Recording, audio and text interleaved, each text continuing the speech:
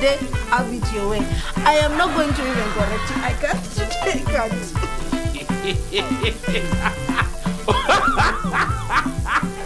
I mean, wait. You guys still get some beating from your parents, as big as some of you are. You just know I will leave my mother's house when I am 33 years. That is the way to go, Kamene. Adulting is not the way we thought. See everything the way we thought. See right? Angalia chupa yako. Tukate maji.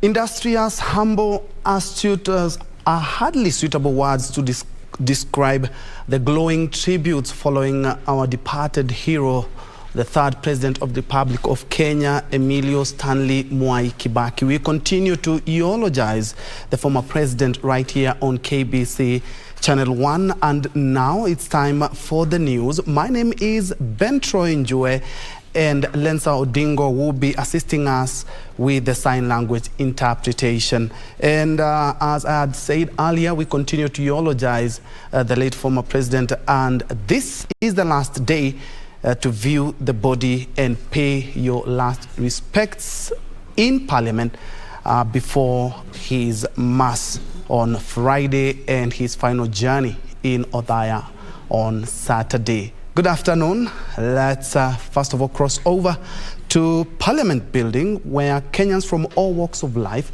continue to eulogize, have a chance to bid farewell to the late president. And we have a crew right there. Purity Museo is on standby to give us a feel of the day.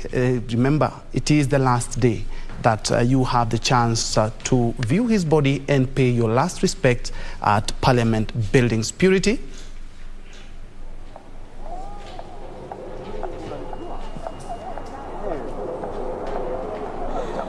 Good afternoon to you, Njue in studio. We are actually currently standing on a pathway that's leading to the Parliament building, and the reason as to why we are here is just to tell you how long the queue is. Kenyans turned up in their thousands, and right now, as you can see, the movement.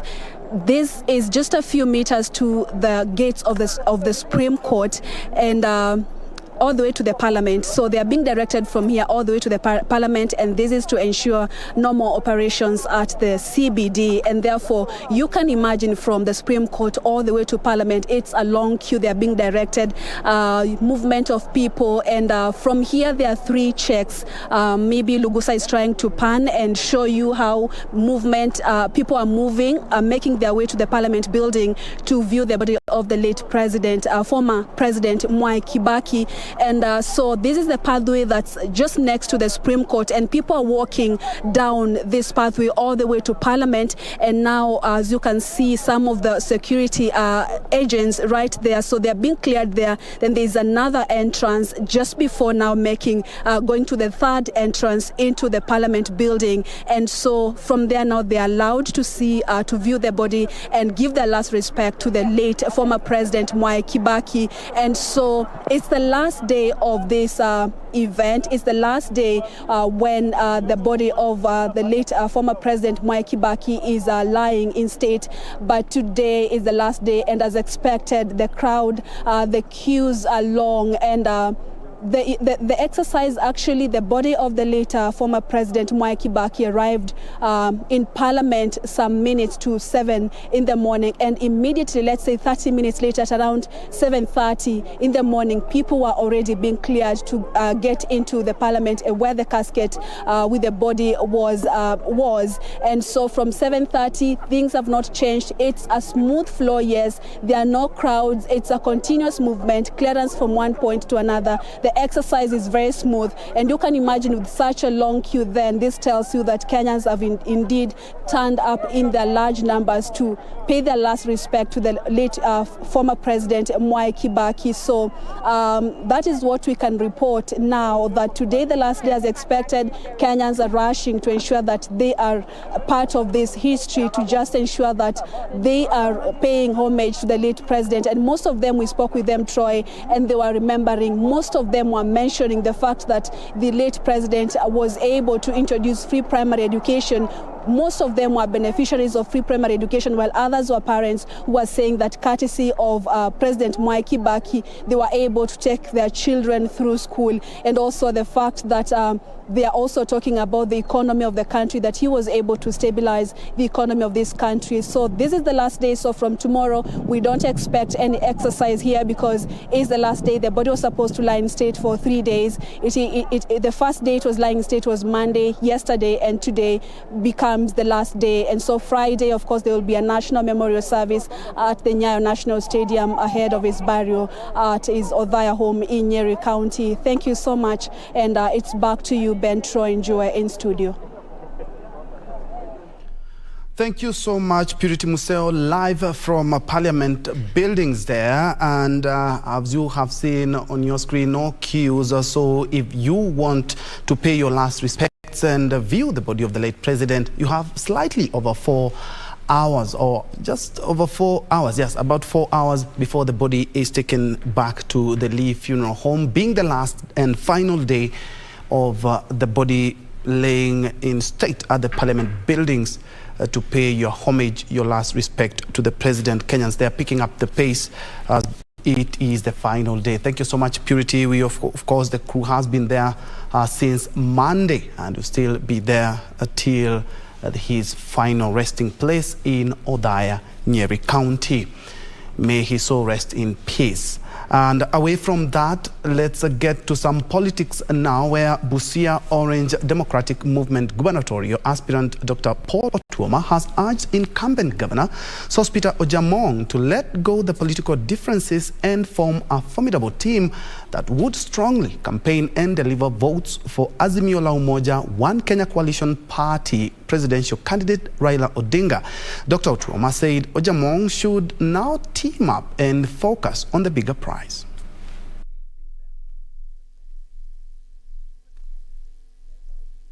Former Funyula Member of Parliament Dr. Paul Otuoma, who won the ODM ticket in the party primaries, is now calling on Busia Governor Sospeter Ojamong to let go their political differences and form a formidable team that would strongly campaign for Raila Odinga. What about tulishindana now? I also want to urge you. Hii mtoto mimi huwa nasema tu ni ile mashua tumepewa. But if we work hard na tushinde viti mingi za MCA, za MP, mpaka president, tutakuwa tunapanua nyumba yetu, si ni kweli? The more seats we win, the more tunapanua nyumba yetu. Na tukipanua nyumba yetu inamaanisha itachukua watu wengi. ODM members in the region urged Florence Mutua, who lost in primaries, to back Otuoma. Tunataka Raila Amolo Odinga akushike mkono, ashike Ojamo na ashike Mutua, ukwe katikati yao, wadeclare kwamba they are going to support you without any fear. Hiyo mchezo siataki. ODM Busia branch also replaced its secretary Innocent Oluku, who is said to be supporting Nambale Member of Parliament Sakwa Bunyasi on ANC ticket with Ichasi Imwene. Naomba nyinyi viongozi wa vyama, viongozi wa chama chetu, tutoke twende tutafutie wale ambao chama imepeana nafasi kuenda kwa kura ya tarehe 9, tuhakikishe wameshinda. Other aspirants are in the Busia County Governor seat include Jubilee's Lucas Meso and DAP Kenya's Dan Mogoria. Frederick Mwoki for Lunchtime News. And still on politics, supporters of Yobesh Oyaro, an ODM aspirant for Bombasi parliamentary seat in Kisii, are protesting the move by ODM to allegedly alter a direct party nomination certificate in favor of another competitor. The supporters have threatened to jump ship should the nominee certificate be upheld. We are burning ODM. Speaking at Nyamache Township, Elijah Onserio claimed the primaries were skewed with summoning of aspirants for certain seats to Nairobi when the exercise was taking place. Tumeandamana ya kwamba katika Bobazi constituency mjumbe yule ambao walinyang'anya ticket, yeye tuko na yeye pamoja na tutamuongoza mpaka mwisho. Maneno ya ujanja sisi hatutaki. And they called our candidates to Nairobi. Tunajua ya kwamba our constituency is not in Nairobi. Our constituency is here. Tuko na kura zetu kwa mfuko, ni sisi tutakaamua ni nani tutapea kura. Wao wacha wapeane tickets Nairobi sa ODM, na sisi kura zetu tunajua tunapea nani, ni Yobesh Onuonga Oyaro. Sisi kama vijana tuliambiwa kwamba tungefanya mchujo. Tukaenda huko tukafunzwa namna ya kufanya hii kazi na tukakuja uwanjani. Ni kweli kwamba hakuna mchujo ilifanywa. Wakasema wanaenda kutumia mbinu ya consensus. Wakasema wataangalia yule mbunge ambaye ama yule aspirant ambaye ni maarufu zaidi katika eneo bunge la Kisii, lakini hayo yote hayakufuatwa. According to the supporters, Yobesh Oyaro reportedly lost the certificate to his counterpart, Davins Onuso, formerly of UDA party. Sisi tulijipanga kufanya nominations, wakatusimamisha wakasema wamepeana ticket direct. Biashara ya ODM, sisi kama watu wa tumekondea. Ticket siko kwa mfuko, kadi siko kwa mfuko, kura itapigwa hapa na mbunge atachaguliwa hapa, sio Nairobi, sio Bomas, sio Orange House. The Red supporters condemned the tactics used to deprive the aspirant the certificate and vowed to vote for him as an independent candidate. Tukaongoza kwa vituo siku mzima, tukaambiwa wameenda consensus. Hiyo consensus yao ikukuja, wakaenda wakafanya ukorofi wao wengine. Hata 2013 walifanya namna hiyo na 2017 wamefanyia sisi namna hiyo. Sasa sisi tumeamua tumeenda independent. It's an open secret that whatever that is being done in one way or another, it's affecting the president, isn't it? Yes. It affects the president. So my call before 8th, before August, tafadhali wale wenye mko huko juu msiharibie baba kura. Ruth Wamboi for Lunchtime News. At about 1:15, we are taking our first breather, but we will be right back. I can see Bonnie wa Garrison, you say ndani kabisa. We also have Shatri, we also have Kelvin Kelly Luceno, you say tuned in from Isecheno. Thank you so much for your comments, suggestions, or even where you are watching us from. We'll be right back with more news.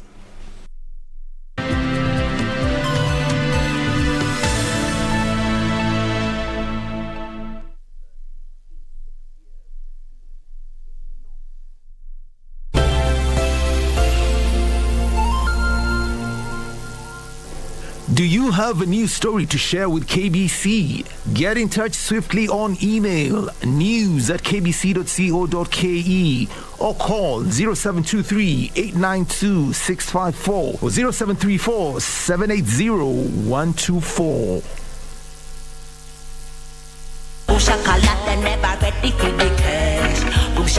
Them chatting one bag of trash. Just wanna dance and listen some rubber dub. Chill out and make love to the one love is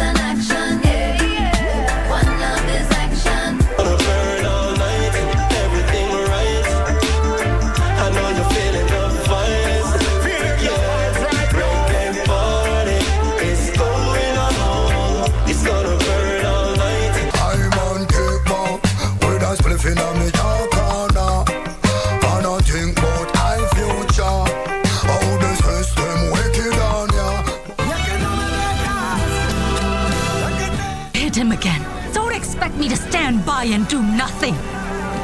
I'll report you to the authorities and I'll take him away. No. I think Julieta will kill herself. What? If we get thrown out of this house, you're going to pay. You selling your son to me? Yes. I never thought that you'd stoop so low as to sell your son. Don't you realize that he's only telling you what you want to hear? And while he chooses to live like a king, you have to struggle and keep your head down. Daughters who are perfect don't tell lies nor hide bad things that happen to them. Tell me the truth, Paulina.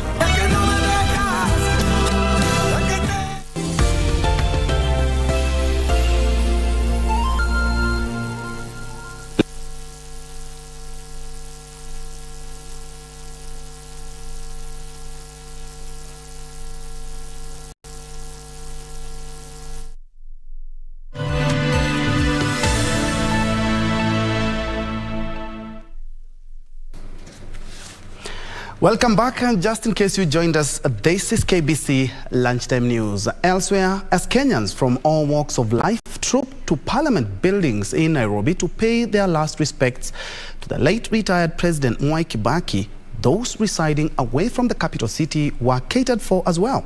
Condolence books have been opened in county offices for the locals to pen down their condolence messages. At the Uhuru Nakazi building in Mombasa, it was a rare show of solidarity as the residents in their numbers started thronging the Coast Regional Headquarters office to sign the condolence book in honor of the late retired President Mwai Kibaki, who died last Friday. Most residents described the country's third president as a charismatic, diligent and progressive leader. Led by Imtiaz Sayani, who is a Mombasa business leader and philanthropist, the Abagusi community chairman Dixon Kibagendi, and the Coastal Gema community chairman Crispus Waithaka, they all concurred that Kibaki left a legacy with long-lasting benefits such as a new constitution, a revived economy, democracy and free primary education. Tunamshukuru, na vile vile alikuwa rafiki yake mkubwa kwa hiyo miaka yote, na ametumana kutoa pole personally. Mimi nije nitoe pole kwa familia yake na watu wake wote. Tunakumbuka kama Wakisii, wakati wake mbolea ilienda mpaka ikafika shilingi 7,000.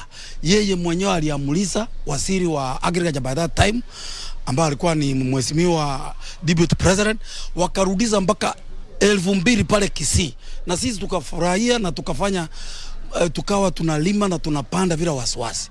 Mkoa huu wa Pwani, sehemu hii ya Mombasa, jimbo la Mombasa County, tunaomboleza na Wakenya wengine wote na jamii zingine zote, tukiomboleza kiongozi wetu, na tuna hakika kwamba hata mazishi tutaweza kufika, ndio tuonyeshe Wakenya wengine wote tuko pamoja katika kona zote za nchi.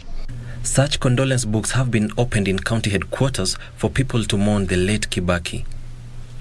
Edwin Austin for Lunchtime News.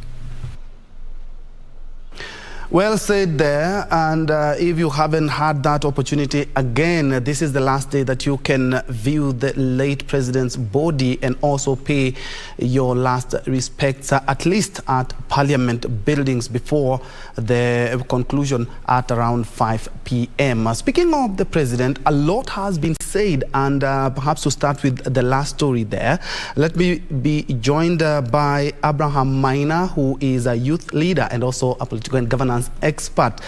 Abraham, you've had what some of the sentiments that there from Mombasa talking about. He was also very generous. President was also quite generous, and one of the philanthropists there has talked about he had the heart of giving, and it's one of the lessons that young people, and in particular you being a youth leader, we can emulate the president. Yeah, you're right. What we can say is that, or rather, our president, or rather the former president, he was very generous in various terms, because generosity can also depend on various aspects of life. For example, what I would say as a young person, as a youth leader, the president was so good in that he could direct us to a place whereby we can get the fortune, whereby we can get the income, the resources. Unlike the other, unlike the predecessors who used to give the cash, the handout, when the president came into office, he strategized for the youth on how to create employment. And his most focus was to ensure that the youth have the jobs, they have their income, they can depend on their own project. He could not entertain cash handout as we could see the period of President Daniel Moi, but he created an atmosphere for us as a youth and and Kenyans in general, whereby we could enter into business and the business could thrive. You could enter into farming and farming could thrive. You enter into various sectors. Every department of the economy was moving well, such that he only guided people. And his generosity, he empowered the circles, he empowered the treasuries to ensure that every application that's done by the youth and the women, they are able to get and they're able to proceed. For example, when you talk about the finance, there is a program that is already there that was started by Moi, such that youth are given at least, I think about 30% of the tenders. Unlike before, most of the tenders were awarded to the old people. They were awarded to people who are in business, people who have money, people who have wealth, who have influence.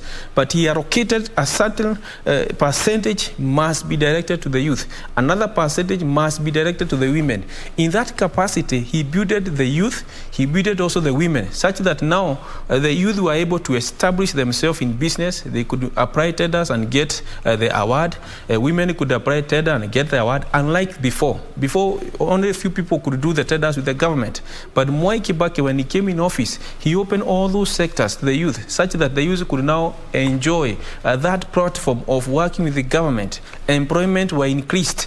Every portion, including now the police sector and all that, the youth got a very good opportunity, and Kenyans in general. So he was generous in a way that he created a platform that will give you food tomorrow, give you income tomorrow, that will ensure that tomorrow you grow to another financial state. So I would say that he was generous in that level. Unlike those people who expect generosity of handout. Handout may not help, but when it shows people how to do the business, that is what is paramount. Yes, and a lot of people have talked about, even the politician Wafoli talked about the president in terms of giving people money when it comes to politics. That was a no-no. Handouts were a no-no. But away from that, I remember the county police commander in I think it was in Nandi or in Narok, yes, John Kizito, talked about the president was very keen when it comes to matters education, and a lot has been said, leave alone the free primary education. A lot of young people were able to be assisted when it comes to the help loans as well, which actually, other than the help loan, the CDF, he came up with the CDF, and a lot have benefited from the money by bursaries, and it has been quite a journey ever since. Even corporates now have joined in to try and help the youth. But all these were the brainchild of the former president. Very true, very true, very true. That's very true. That's why the president was generous on that level. He was not generous on the other people as they expected. Especially those people who are familiar with President Moi. They expected when they get closer to the president, they will get some money.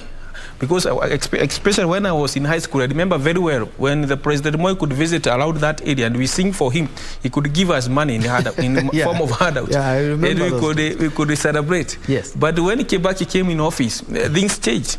But the good thing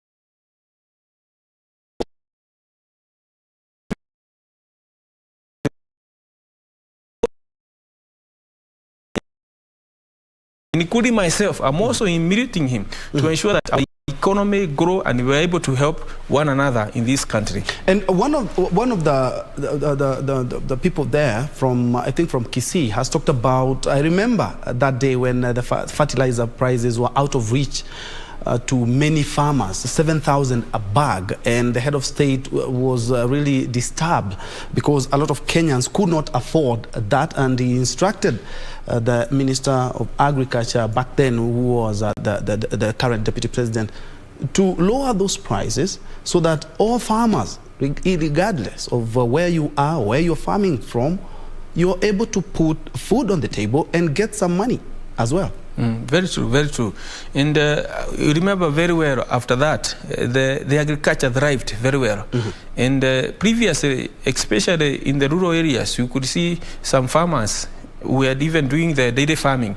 They could have a lot of milk, but there was no market. But when President Mwai Kibaki came in office, he ensured that all sectors of farming are able to grow. For example, what you said about the agriculture sector, you could plant, then you have the market. You could have the seed, you could, you could have the fruits, the seed were available, the fertilizer became affordable, such that now when a farmer have his final produce, or rather final product, he could make a profit. And now, unlike before there was no market, the fertilizer are very expensive, so there is no, when the farmers do their farming, there was no return. But when Mwai Kibaki came in office, he made sure that the fertilizer were at a lower price. There was a market for the farmers. Farmers could get somewhere to go and sell their produce, get the return, get the income. And I remember very well at that period, most of people who were in Nairobi, when the farming thrived very well, they decided to go and concentrate on farming. And the farming grew very, very well. And most people were able to build themselves on the farming sector. And you also remember his period is when the economy has also grown in other business level. You find even most of the vehicles were bought during his time. That is why we started experiencing a traffic jam. Before there was no traffic jam, it was just a minor one. But when the President Mwai Kibaki came in office, the economy grew in all sectors, such that even people could afford their own cars. Now we get to another challenges of traffic and all that. He built the economy very well. And the far we are is through his foundation.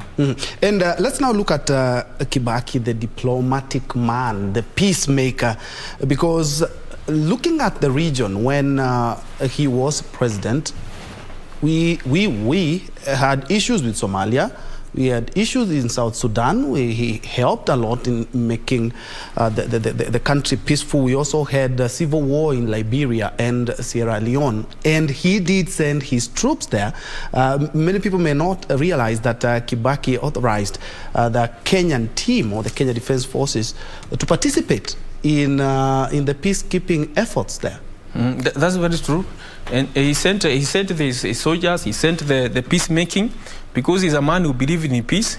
And he concentrated on that. And I remember very well that most of the politicians could accuse him that he is spending the resources on another country peace. He should leave them alone. But he invested very much on peace and security of other nations. He is a president who loved even not only Kenya, but he loved even outside Kenya, the neighboring country.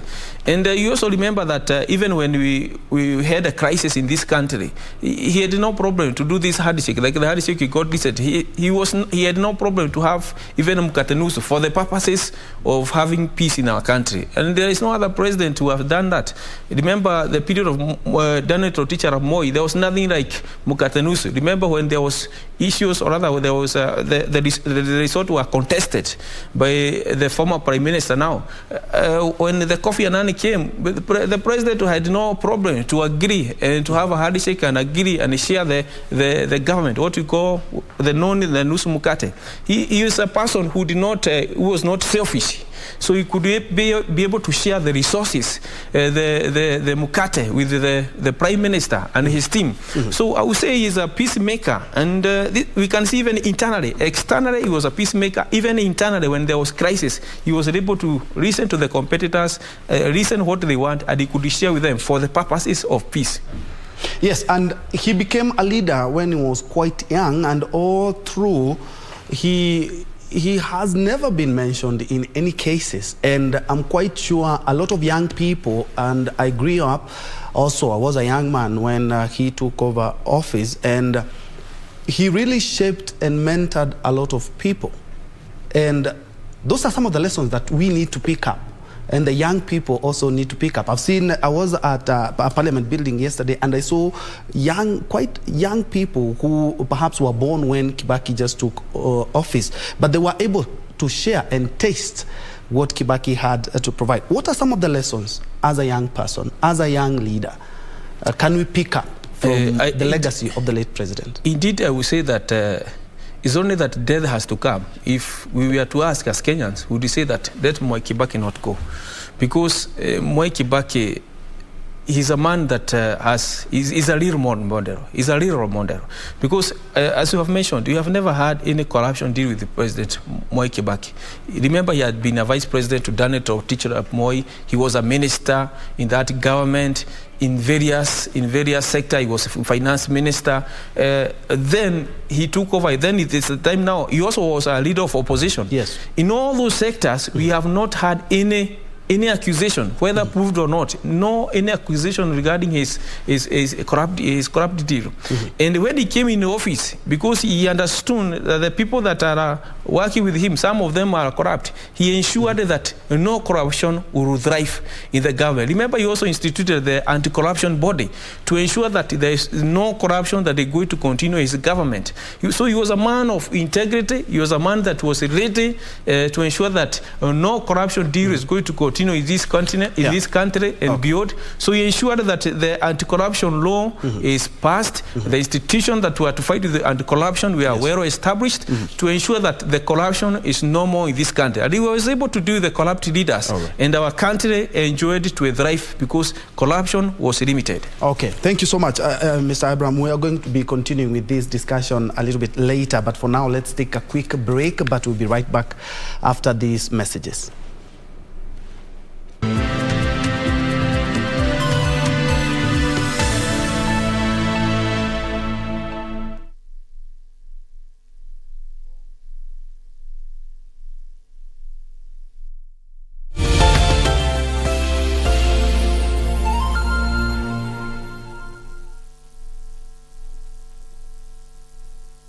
Shakalak, they never ready for the cash. Boom shakalak, them chatting one bag of trash. Just wanna dance and listen some robado.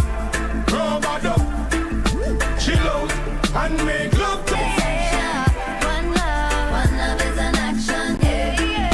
One love is action. Gonna burn all night, everything right. I know you're feeling the vibes.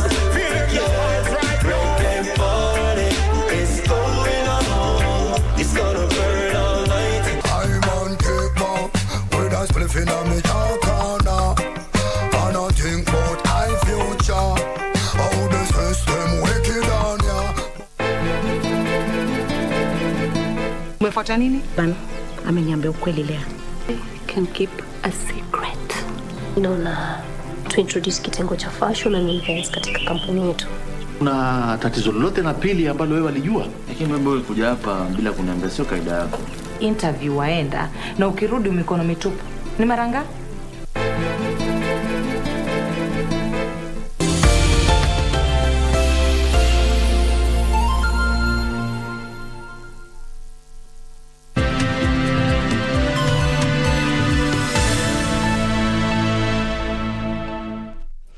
Welcome back. You're still watching KBC Lunchtime News. For now, let's first of all cross over to the Safari Park Hotel, where Interior Cabinet Secretary Dr. Fred Matiang'i, together with more than 54 education ministers, have converged there for a conference to discuss matters education. And because he's currently addressing the conference, let's first of all cross over.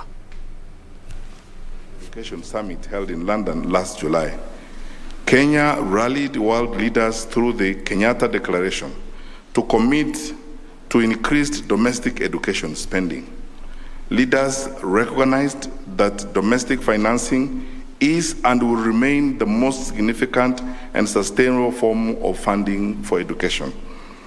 And heads of state pledged to maintain or increase education spending to at least 20% of the total public expenditure. I am proud to confirm to you that Kenya has honored that commitment and allocates about 25% of its budget to education. High-performing education systems recognize the quality of school system cannot exceed the quality of its teachers. Top-performing schools systems attract the strongest principals to the toughest schools and the most talented teachers to the most challenging classrooms. These systems also give national recognition to the critical role of teachers and reward strong performers. Ladies and gentlemen, I would like to challenge you as education ministers to harness the Commonwealth of knowledge and experiences to more strategically build capacity and broaden the skills of our teachers through programs such as training arrangements, knowledge exchange, as well as exchange of lecturers and students. We have witnessed the value of such arrangements in Kenya. The research partnership program between the Kenya Medical Research Institute and the University of Oxford, for example, has been hugely successful in producing world-class scientific innovations, nurturing scientists and expanding research capacity. We need many more such partnerships amongst ourselves to reduce the widening gap between rich and poor nations. It does not augur well for shared global prosperity and stability when the best global universities, quote unquote, as ranked in the US News database, are predominantly Western universities. Partnerships, arrangements of research sharing, such as Rwanda has with the Carnegie Mellon University, provide a useful model for reducing the gap between the rich and the poor countries. In a similar vein, Commonwealth Ministers of Education should be alarmed to note that by 2050, Korea and Japan will be enrolling 80% or more of their high school graduates to higher education, while countries such as the Central African Republic and Niger will be struggling to reach 5% enrollment in higher education. These are critical issues that should be central to our deliberations this week. Finally, ladies and gentlemen, I would like to posit that the Commonwealth, in all respects, given its resources, experience, and structure, is actually in some way, especially in the education sector, a sleeping giant. I invite you to seize this unprecedented moment in history and wake this giant up. You can do so by recognizing that your role as education ministers is no longer to simply keep the sector on track. You need to fundamentally recognize that you are the people who will reorganize the sector, re-engineer it, and reimagine it boldly and creatively. Make education a catalyst for releasing the full potential of the 2.5 billion inhabitants of the Commonwealth, which will in turn enable the organization to realize its promise of shared goals of prosperity, democracy, and peace, increase its global bunch. I am confident that education ministers participating in this conference have the capacity and the political will and support to lead the broad-based education transformation that we speak about from the front. As I conclude my remarks, I wish to thank all of you once again for taking time to attend this important meeting and for choosing to be in Kenya at this point in time. For those of you who are here, I wish you fruitful deliberations, safe travel back home after the conference, and I would also like to take this opportunity to extend an invitation to all of you to visit and enjoy Kenya's rich tourist attractions in Nairobi.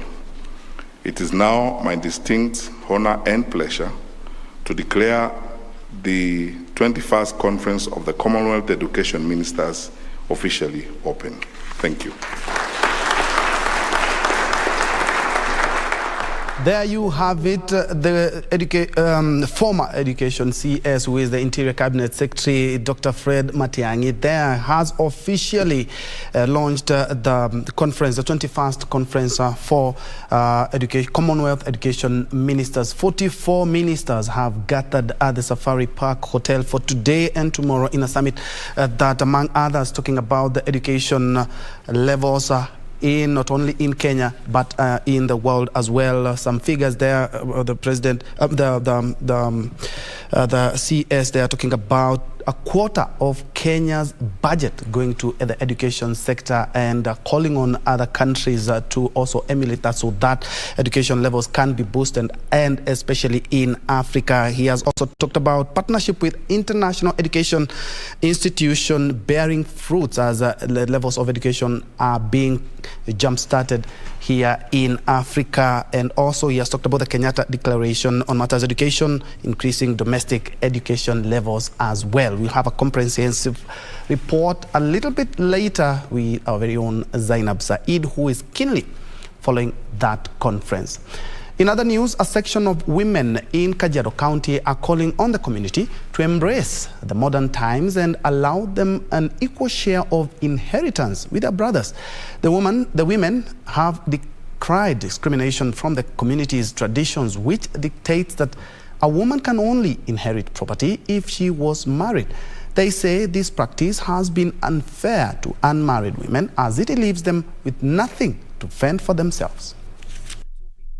The inheritance for women in Kajiado County has been a hotly contested one for a long time, but with civilization and formal education, the community is slowly having a change of heart. Most Maasai men in Kajiado now say they are willing to allow their daughters to inherit their property. Mungu akinijalia na watoto wangu treat the same. Msichana na kijana wako the same. Kwa hivyo hata msichana akiolewa, mimi nitasema pewe pali kidogo ya shamba la sikini, si pali kubwa. Na wasichana sasa wanatretiwa equally to boys. So hata kwa kurithi mali sahi wameruhusiwa. Sio shida kubwa tena kama mzee ama mzazi yako na wasichana peke yake. So sahi tunachukulia wasichana hali sawa na wavulana.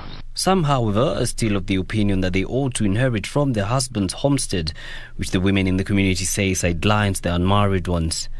Lakini tunaona msichana sasa akija kurithi sasa nyumba kwa baba yake ni kama kunyanyasa msichana, amerudi kunyanyasa wale watoto, wale vijana wanaridhiwa ni wabibi zao, watoto wametoka kwa mafamilia mengine. For the women here, the change of heart is a huge reprieve. Hapo awali haingewezekana. Hiyo ilikuwa ni kitu inahusiana na wazee. Ilikuwa ni waume wetu ndio walikuwa wanahusika na mambo ya mashamba, lakini mambo yamegeuka. Juu Wamasai pia wamesoma na mambo imeenda ikageuka. Yusufar reporting for Lunchtime News. In other news, Kilgoris Member of Parliament Gideon Konchela has pledged to unite the communities living in Narok County if elected senator in the forthcoming elections. He says the concerns of all communities in the county will be attended to without favor. Kilgoris Member of Parliament Gideon Konchela says he will use his position as senator to push for the creation of sub-counties in Narok South and Narok West if elected into office. Hapa Narok South na Narok West ni pahali ambao wananchi hawa wana haki ya kupewa district yao, ili waweze kuwa na district administration na security ikiwe karibu na hawa. Badala ya watu kukimbia kutoka kwingineo, watu watoke huko kuja Lolonga na kwingineo na Narok County, iwe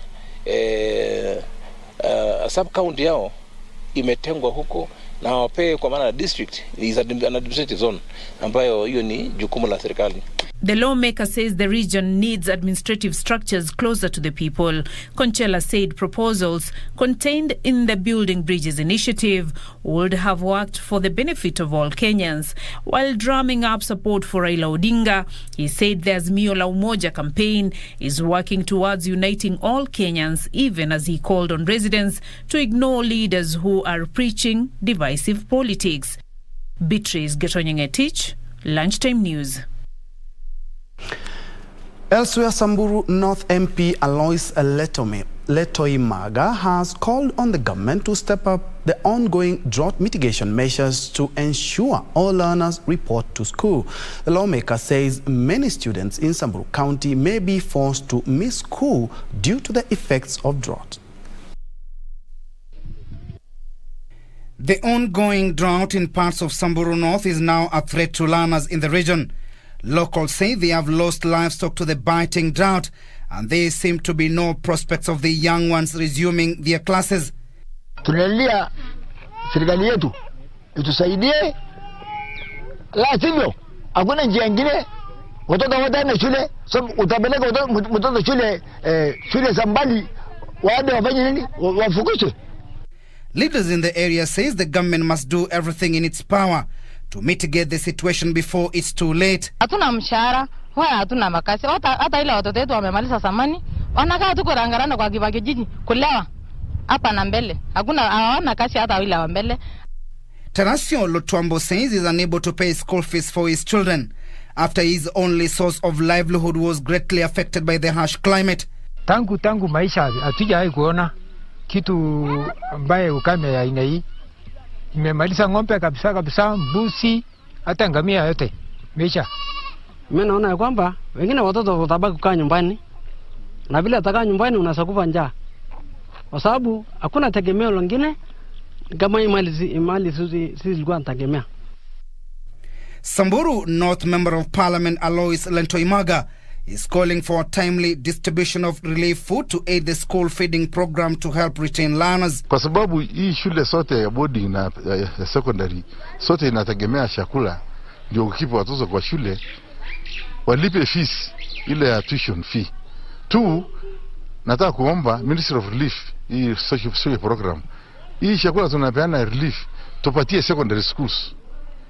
Secondary schools we allocated special allocation ya maize, beans, rice, wape kwa hizo mashule wakati huu, kwa sababu mustasi hana chochote ya kulipa fees. Timothy Kipnusu for Lunchtime News. Politicians have been urged to consider the interest of the less privileged in their society even as they develop their manifestos in a bid to eradicate poverty. Human rights defender and philanthropist Newton Ogada said the poverty levels in rural areas have hit a worrying level due to the high cost of living, and the most affected are the vulnerable group that include widows and orphans. Ogada, who has assisted the construction of at least 1,100 houses for widows in Homa Bay County through his God Will Provide organization, also said the immense suffering of the rural people should trigger a different approach to politics during the electioneering period.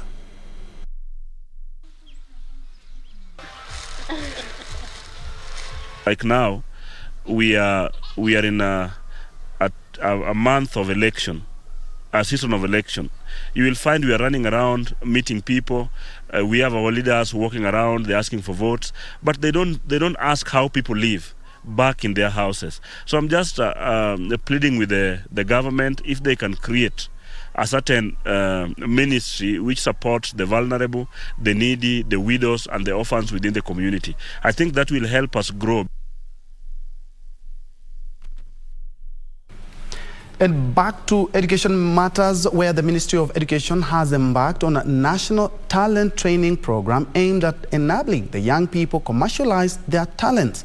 The program, undertaken by the Department for Post-Training and Skills Development, will help identify, develop, create, business and protect products of talents. Our training program aims at enabling the youth tap into their talents for a living. The program, being undertaken by the Department for Post-Training and Skills Development, will help mold the talents of young people, turning them to commercial ventures for them to earn from the same. We are providing a lot in terms of networks for people who have already done very well. We are also providing those who are financiers also to the youth, and all this will help them in terms of employment. According to the Education Secretary, Dr. Wanjiru Kariuki, the country had high but untapped talent among the youth, and the main objective of the program was to turn the group from job seekers to job creators. Youth have a lot of potential. They didn't give statistics, but they said that the potential out there is huge and it needs to be tapped so that they can earn a living or a livelihood out of this talent. The Director of Technical Education, Dr. Mesha Kopwara, termed unemployment as a major challenge in the country, affecting thousands of young people, yet many talents can make them eke a living. It's going to do a lot in terms of unemployment, because when our youths are trained how to use their own talents to create employment, it's going to be very important, because the youths now will start creating jobs. They will start businesses, they will employ others, and therefore this program is going to assist them. In the last And now to some good news for the farmers, as the government has announced a 5.7 billion shillings fertilizer subsidy that is expected to reduce the cost of the commodity in the coming weeks. Under the subsidy program, fertilizer prices have been reduced by more than 50%. However, the Ministry of Agriculture has capped the number of bags per farmers to 20. Farmers in Nakuru have, however, decried the number, saying this is not enough for farmers with huge tracts of land. Last year, farmers have been facing major setbacks during planting season due to high fertilizer prices. To deal with the situation, the government has set aside 5.7 billion shillings under a fertilizer subsidy program. Under the subsidy, farmers will now pay 2,800 shillings for a 50 kg of DAP fertilizer from a high of 6,000 shillings, 1,850 shillings for CAN and 2,700 shillings for urea, NPK 3,000 shillings, MOP 2,500 shillings, and sulfate ammonium for 2,500 shillings. However, a section of farmers in Nakuru County has decried the small number of fertilizer bags per farmer. Munya alikuwa amesema tutapewa mbolea kwa bei ya mfuko 20 na kwa saa hii hatuna, na kuna wengine tunaambiwa ati mbolea iko ndani na hakuna. Sasa hiyo tunashindwa tutafanya nini? Imesemekana fertilizer imebaki ya watu 20, imebaki 100. Wengine tugoje. Na nimesikia ushugu sana. Farmers say though the initiative has helped to reduce the prices of the commodity by half, most national cereals and produce board stores are yet to stock the subsidized fertilizer, affecting their planting season. Lakini ile kitu nimesikia uchungu kabisa ni kuona pickup inafika hapa, inasema inakatazwa kuingia, inaingilia mlango ya chini. Ile iko pale chini. Halafu tukikaa tunaona inatoka na fertilizer. Lakini sisi raia tunaambiwa kuna fertilizer. Hiyo ni uchungu kubwa sana. Vile umesikia mambo yenyewe wanakuja wanapitisha gari, wengine tuna gari hapa. Lakini hizo gari zetu zinaenda mtu tuwachoma mafuta. Kama serikali wanaweza tusaidia. Walishafu au watu wenye wako kwa Kenya Seed, kwa sababu wamekuwa huko kwa kama 5 to 10 years. Watuletea wengine wapya wenye wanaweza wakasikia kilio ya yule mwananchi wa chini jamani. Farmers are now worried that the shortage is exposing them to exploitation by private dealers. There are fears that the fertilizer crisis, coupled up with delayed long rains, may affect production this year. Reporting for Lunchtime News, I am Teresa Mutai. And in sports, Manchester City will take a slender first leg advantage to the Santiago Bernabeu to face Real Madrid after beating the Spanish side 4-3 in the first leg at the Etihad last night. The two other sides contesting a Champions League final place will meet tonight at Anfield, where Liverpool will host Villarreal. In the right place, at the right time, Benzema trying to take up a position, but Vinicius Junior goes all the way. The two sides will meet in the second leg at Bernabeu on Wednesday next week. Liverpool face Spanish side Villarreal in the other semi-final, with the first leg at Anfield tonight. Indeed, fireworks tonight. Who will take the day? Of course, we will be bringing you the goals, the sights and the sounds in our subsequent bulletins tomorrow, as soon as Liverpool face Villarreal. That's all we had for the news, but don't go away. We still have plenty more as we continue to eulogize the third president of the Republic of Kenya, Emilio Stanley Mwai Kibaki. We'll be right back after these short messages.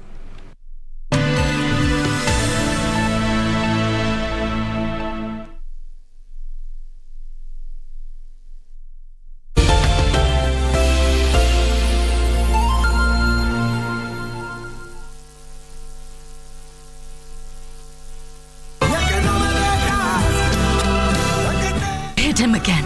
Don't expect me to stand by and do nothing. I'll report you to the authorities and I'll take him away. No. I think Julieta will kill herself. What?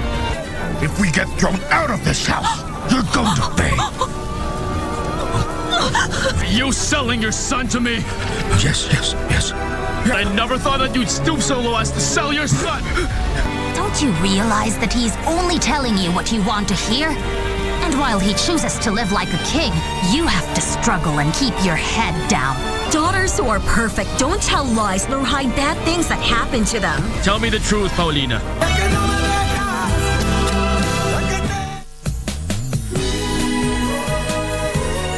Promise me to take good care of my sister. You can count on me. Can't bring myself to accept that my only son and my daughter are going to get married. I can't do it. I'll do my best to get the company back on its feet. Please calm down.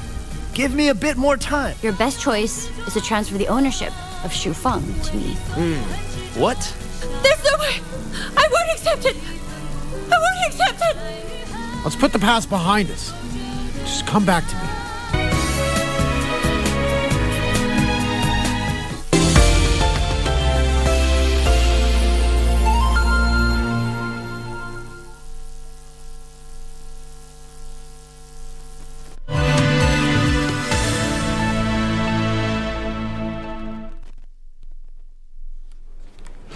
Welcome back, and you are watching KBC Lunchtime News. We still have some more news items for you here, and especially this one, where phase 2 of the Mombasa Port Area Road development will be completed mid-next year as the project enters a critical phase. The project involves the installation of 2 bridges, one at the Mteza and the other at Mwache, spanning more than 2 kilometers and 680 meters respectively. Officials from the Japan International Cooperation Agency, JICA, have said the 28 billion shillings project is more than 50% complete. Our reporter, Nduta Mokami, brings us the report from Mombasa. Phase 2 of the Mombasa Port Area Road development is considered critical since it's currently the missing link of the 3-phase project. Already, phases 1 and 2 are complete, which are crucial in opening up the port area and decongesting the Mombasa-Nairobi highway. The project is jointly funded by the governments of Kenya and Japan at a cost of 28 billion shillings and was launched in 2015. According to the officials from JICA, once all the 3 packages are completed, the travel time and vehicle operating costs within the counties of Mombasa and Kwale will be reduced by more than 40% and catalyze the development of the coast special economic zones. So this road is going to open all the inter-Andia and also connect the Mombasa together with the Kwale, and it will be able to ease the traffic congestion through the Rikon, which is a big bottleneck, and make a good access to the south coast and to Tanzania. Phase 2 involves the construction of a bridge of about 3 kilometers from the Mwache interchange across the sea, including a pile slab type viaduct. JICA says phase 2 is at a critical stage with construction works now on schedule and at an advanced stage. When we were going into phase 2, it was not a very easy aspect that you are getting over to add a debt. it had to be justified on the basis of the special economic zone. How much of the traffic that was going to be generated from the special economic zone. The project is also known as the Mombasa Southern Bypass, will connect 3 main ports corridors, including the Mombasa-Nairobi Highway, Mombasa-Malindi Highway, and the Mombasa-Lunga-Lunga Highway, and is expected to minimize traffic gridlocks in Mombasa and its environs. The government is urging players in the animal product value chain to adopt effective and efficient food safety system for quality food. Agriculture Chief Administrative Secretary Lawrence Omuhaka says gaps in the implementation of safe food provisions is key in attaining food sustainability amid growing demand for food.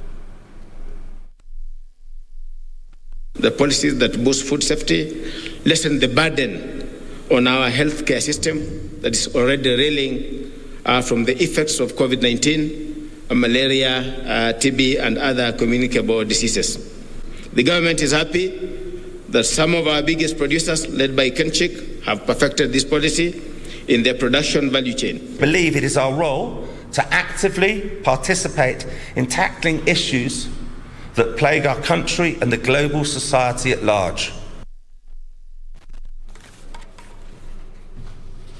Across borders, Tanzania has attracted more customers to pack and ship their consignments by expanding and improving some of its seaports, which has increased annual financial earnings. More details next in our Africa Business Roundup. Tanzania's expansion and improvement of seaports of Dar es Salaam, Tanga and Mtwara have started attracting more customers such as South Sudan to pack and ship their consignment. These are seeing more revenues, which is a form of cargo handling, and that affects the entire value chain in the road and railway infrastructures. Transporters from various countries are using Tanzania for their imports and exports due to its improved efficiency, safety and security in the ports. According to Tanzania's Port Authority, the ports have hit the target of handling 18 million tons of cargo and earning $4 billion for the 2021-2022 financial year. President Samia Suluhu Hassan has approved up to $2 million for the purchasing tools to improve efficiency and increase cargo handling capacity. Meanwhile, the Cameroon sugar company Sosukam will resume its activities after being shut down due to a hike in fuel prices. The company received 222,000 litres of diesel from the French Somdia with an assurance from the Ministry of Water and Energy that the supply will continue. Sosukam continues activities in its Nkoteng unit, where it produces 500 tons of sugar per day. The leader in the Cameroonian sugar market, with 70% of the market share, says it has the equivalent of several months of consumption in the stock that allows it to operate for days and will therefore continue to supply the market. Finally, Malawi's Bank of Reserves has published a double expenditure from $1.7 million to $3.3 million due to increased spending in the recurrent and development budget lines. The spending lines under recurrent expenditures increased by 70.5%, which was reinforced by a rise in development in expenses. However, this did not affect total revenues collection, which saw a monthly increase of 11% in January 2022. The Treasury closed the month with a deficit of 1% of the gross domestic product, with a decrease of 0.4%. Further afield, cash-strapped Sri Lanka announced on Tuesday it would sell long-term visas to attract desperately needed foreign currency after the island nation ran out of dollars to pay even for food and fuel. For more details, next in our international business news. Foreigners who deposit a minimum of $100,000 locally will be granted permission to live and work in Sri Lanka for 10 years under the Golden Paradise Visa Program. Under the program, the money payable will need to be deposited in a local bank account for the duration of the visa. The government also approved the granting of 5-year visas to any foreigner spending a minimum of $75,000 to buy an apartment on the island. Trading at the Colombo Stock Exchange was halted 3 times Tuesday as prices plunged. range, with the blue chip S&P index closing down 9.75%. That came on top of a near 13% drop on Monday, the first day of trading since a 2-week break during which the government hiked interest rates and defaulted on its $51 billion foreign debt. Equities have shed 47% of their value since January, with the local currency falling by about 40% against the greenback in the past month. Fuel prices have almost doubled since December, and the government on Tuesday announced an 81% increase in the price of cooking gas. Meanwhile, Tesla shares have fallen after investors concerned that boss Elon Musk may have to sell shares in the electric car maker to help pay for the takeover of Twitter. Tesla had more than $125 billion wiped off its market value on Tuesday. The slump in Tesla's values may pose problems for our $12.5 billion loan Mr. Musk had secured against his stake in the company. Tesla's share price has taken a hammering, with some investors wondering whether Mr. Musk's Twitter purchase is bad for Tesla. Shares dropped 12.2% from just over $1 trillion to $906 billion. Tesla shareholders are also concerned the deal could mean he's selling off a stake in a car farm. As part of the deal, he has stamped up a $21 billion in equity himself. Finally, most Asian stocks indices fell on Wednesday as growing fears of a global economy drove investors to dump riskier assets in favor of safe havens such as US dollars and government bonds. Financial markets are grappling with multiple risks, including the prospect for aggressive US interest rate hikes, a sharp slowdown in China, surging inflation, and the war in Ukraine. European markets looked set to follow Asia lower. In early trade, the pan-region Euro Stoxx 50 features slipped 0.38% to 0.12%. News that Russia had briefly cut gas supplies to Poland deepened worries, sending the MSCI World Equity Index slumping to a 13-month low. Terry Njenga, Channel 1 Business. And back home, politicians who lost in the recently concluded ODM party primaries have been urged to rally behind the Azimio la Umoja campaign.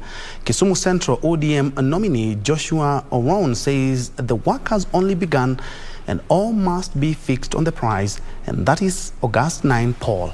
Oron is one among few entrants in the ODM lineup after beating Kisumu Central MP Fred Ouda to the Orange Democratic Movement ticket.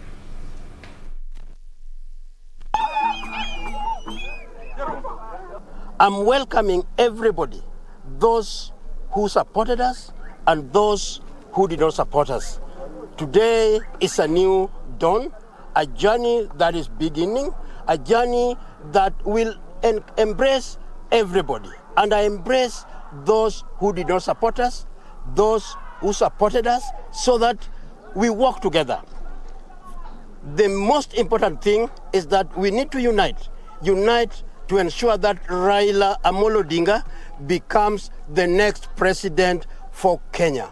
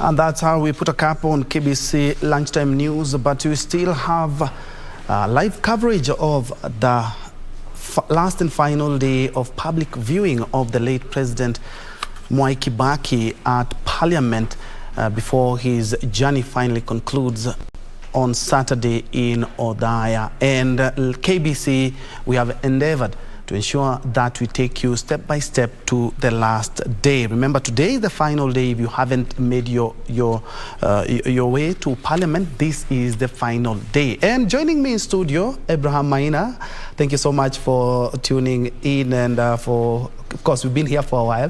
Thank you so much for your insight as well. And going back to our discussion, we have had a lot when it comes to foreign policy, where some countries have even banned visas for politicians allied to some governments. But we saw that in the Moi government, and we never saw that in the Kibaki government. How would you talk about, or what is your insight when it comes to how Kibaki, the late president, interacted and worked with other leaders in terms of foreign policy?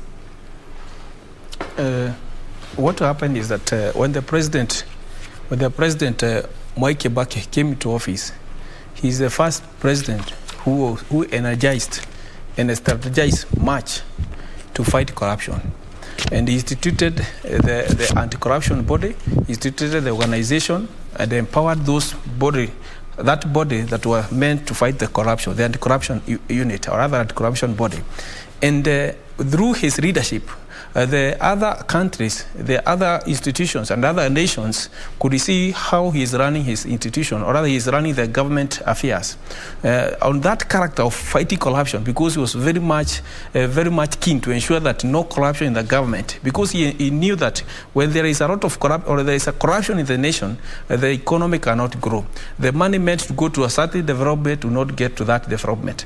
So through his way of running the government, he was able to create a very good trust with other institutions, or with other nations and various institutions beyond our country. And therefore, we could not see such issues of people being banned to go to another country, because they were restricted. The people had manners, people had good characters, people could obey and follow the rules, because his legacy, or rather his leadership, was very strict. So you could not see people misbehaving, because his leadership was very strategic. His leadership was a role model leadership. This is why we do not see that those people being banned like any other time, because people another time they did not have a certain way to do. People could misbehave.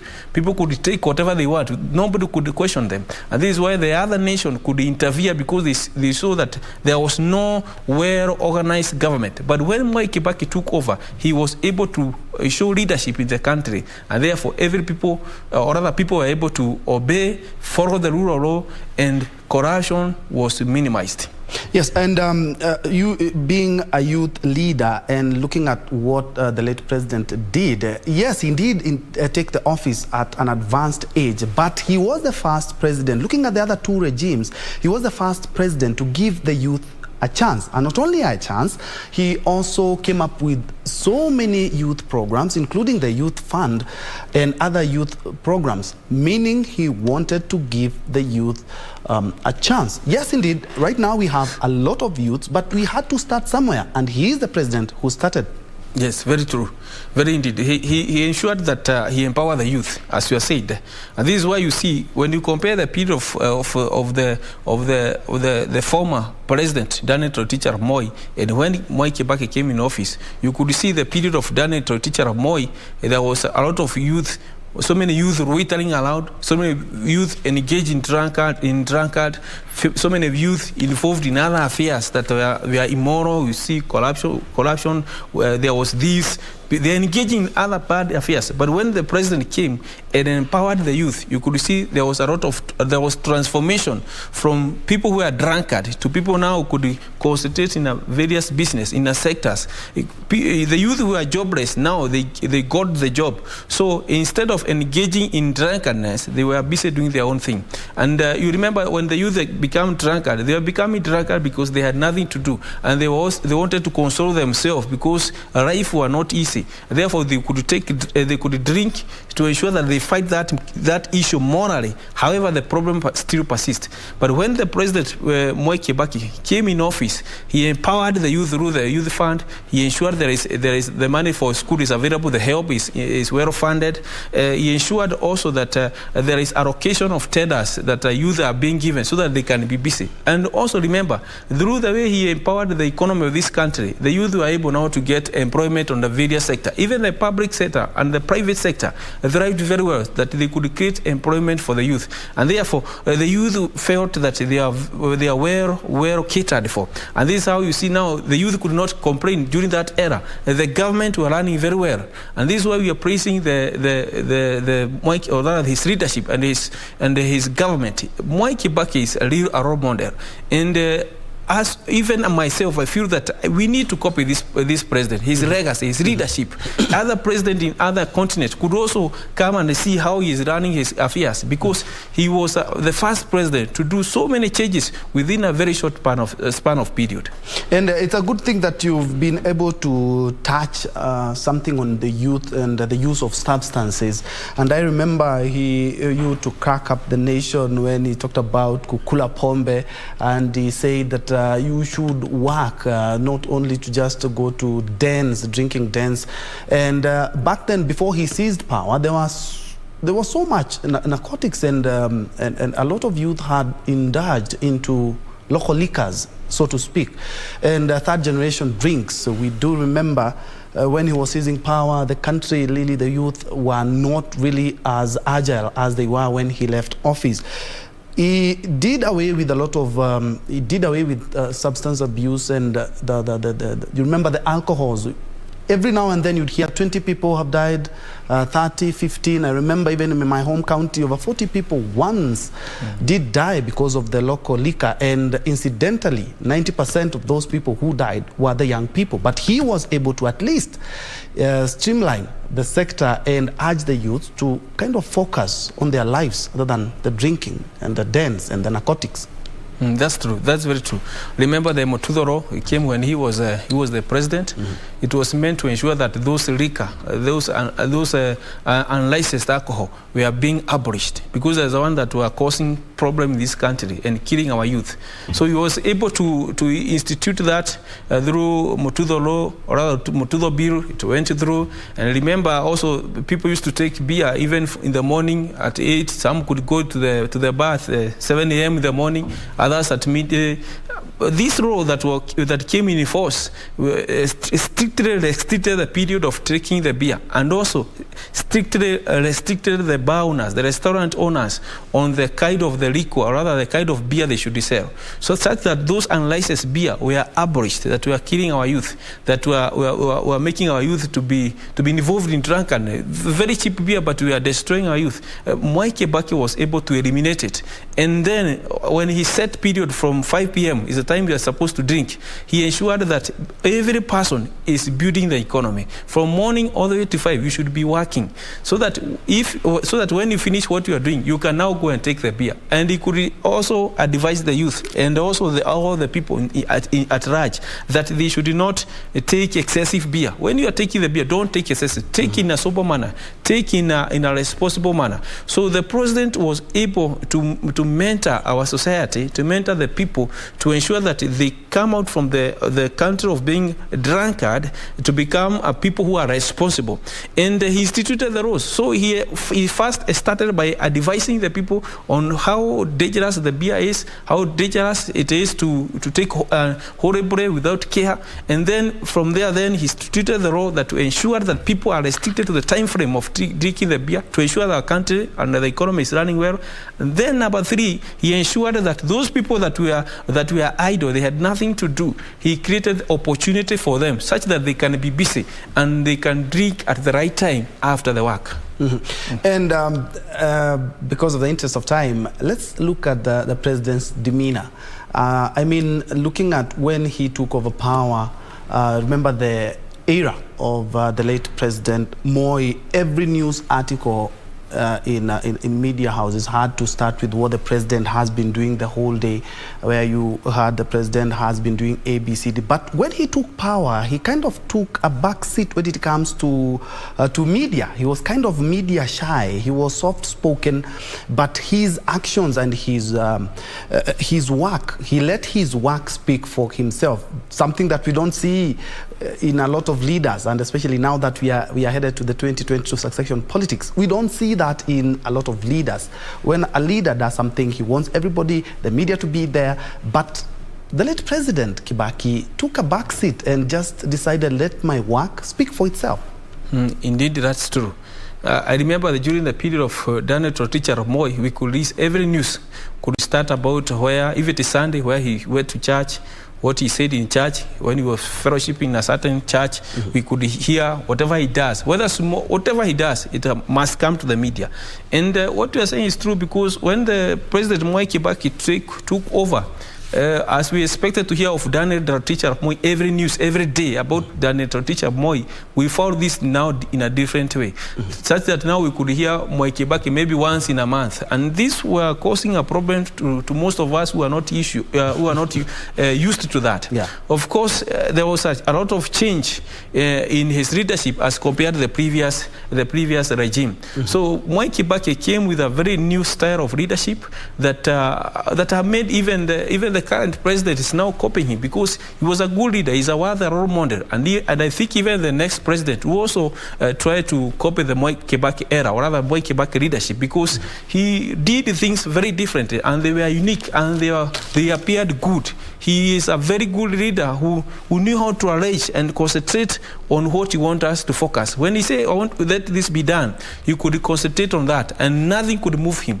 Already have made a decision. So he's a president who was not doing things as a show off, but he wanted to ensure that he transformed our country, which he did it successfully.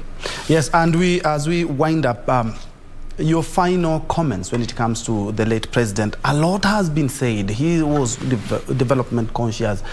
He did this, he did that. He had been hailed for doing a lot for Kenya, transforming the Kenyan economy to a point to hit 6% in his first term. And his image to the international world was quite warm and welcoming. Your final sentiments when it comes to the late president? What is very important that we have learned from Mwai Kibaki, one, from the angle of being somebody who is not selfish. And I think that what Kenyans, all of us, from our leaders to the common wananchi, that we should copy the Mwai Kibaki about his character. He was not a selfish person. He was a person who was ready to share whatever he had. He was a person who was ready to work for us. And remember, when he was negotiating to become a president, he intended only to run for five years, so that people can see exactly what he does. And when he did that, we saw that we had really lost an opportunity. So entirely we can see that the president was somebody who was doing things for the sake of the country, for the sake of the interest of common wananchi.